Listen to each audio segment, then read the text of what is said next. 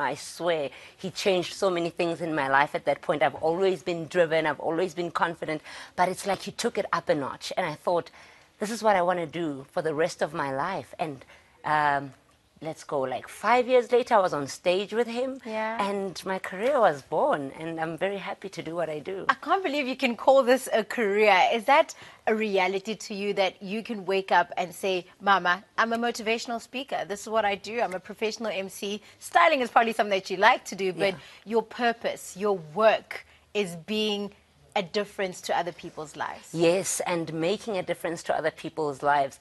You know, Sisi, I feel like it's a calling. It's a calling for me. I feel that God put me on this earth for this very purpose, because I can change people's lives just by sharing my story, showing them how I overcome challenges, how I handle obstacles, and people can relate. And people look at me and they say, wow, I really want to constructive way. And I do that with just getting on stage for about an hour or so.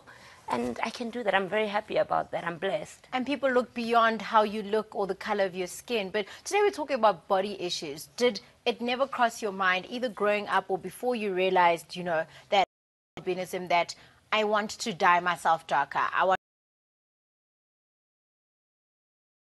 like a silly example, but anything that could work to make you look normal. Yeah.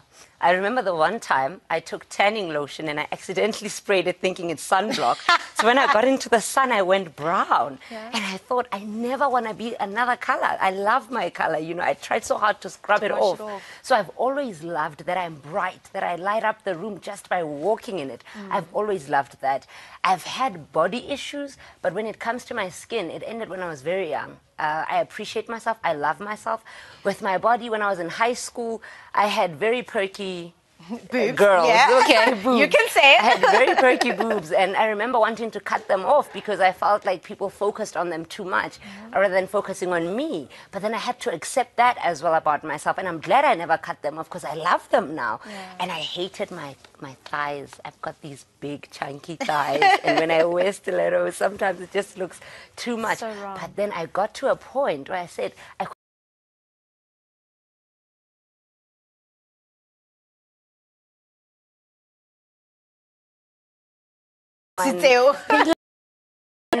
it's just about making a conscious decision to accept the things that you cannot change. And if you want to change the ones you can, then go ahead. I was about to ask you what your views are. You know, obviously, Msheza, who's that? Msheza is sharing the couch with you. She was the guest just before you came on. And she went a different route. She saw something that she didn't like, and she's like, hey, I've got the money to do it, and I want to do it. There's no pressure coming from anybody else. It's a personal decision. What are your thoughts on cosmetic surgery and changing how you look? You know, we are women, and we are liberated now. We can do what we want to do. And what better way to do it than to make a choice about your life? I said, if you can't change it, accept it. If you can change it and you want to change it, then go ahead. So I don't have a problem with people that go for cosmetic procedures, plastic surgery. Hey, if it makes you feel more confident, then that's for you. And I really don't have a problem with that.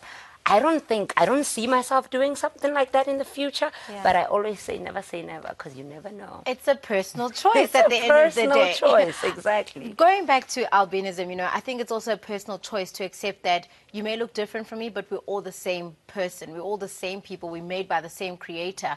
How do we instill that in our communities, though, so that other children don't have to grow up the way you grew up, where people are teasing you because of how you look?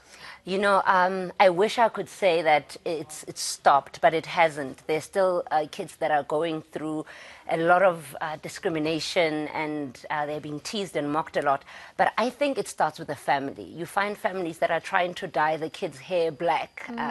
You know, by doing that, somehow you give the child an impression that it's not okay to have the color hair that you have. I mean, if you're all grown up and you decide, I want to dye my hair black, that's something else altogether. But when already your parents are doing that, that could be a bit problematic in your development and acceptance of who you are.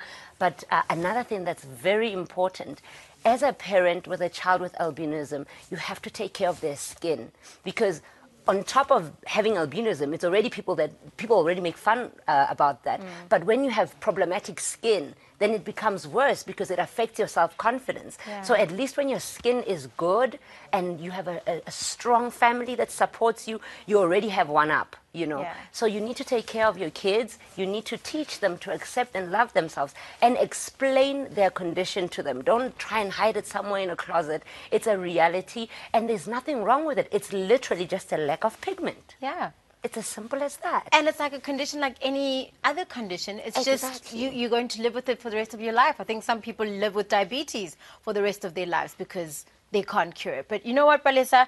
You're inspiring. That's one Thank thing you that so I much. can say to you. And I want to jog your mind. You see how I tested Mshoza's knowledge of South Africa? It's going to happen to you too. So here we go. I think she got like 6.5 out of maybe like an 8 or a 9. So let's see how you do. Who's the Minister of Small Business?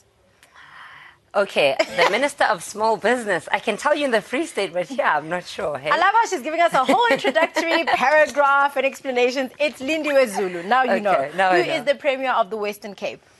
Helen Zille. Correct. What is the longest river in South Africa? Michelle's got this one. If you weren't listening, girl. It's a colour. Is it the orange? Correct. That's Yay. 2 out of 3. Which South African singer is known to incorporate karate-style kicks into his dance routines on stage? Dr. Malinga. Correct. Woo. Which city was named the 2014 Design Capital of the World? Cape Town. Correct. Who owns 999 Records?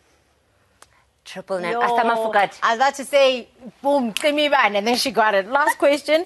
In which province is the Royal Bafokeng Sports Stadium? Royal Bafokeng, Royal Bafokeng. Just think Royal Bafokeng. Where Sun City is. Western, no, Northwest. You almost said Western Cape. I was going to say, this girl, she thinks the Royal Bafokeng is in Western Cape. Okay, so you got 6 out of 7. That's Fantastic. And I thought my general knowledge is not too good. Thank Wow. you so much, Palesa. I'd love to continue chatting to you later on when we bring on Dr. Martinez and we'll have to hear what you also have to say. For now, though, at home, it's time for us to take a quick ad break. Remember, you can send me all your thoughts as well on Twitter. Hashtag I am South African. What do you think about body issues? Do you have them? What do you think about cosmetic surgery? We'll be right back.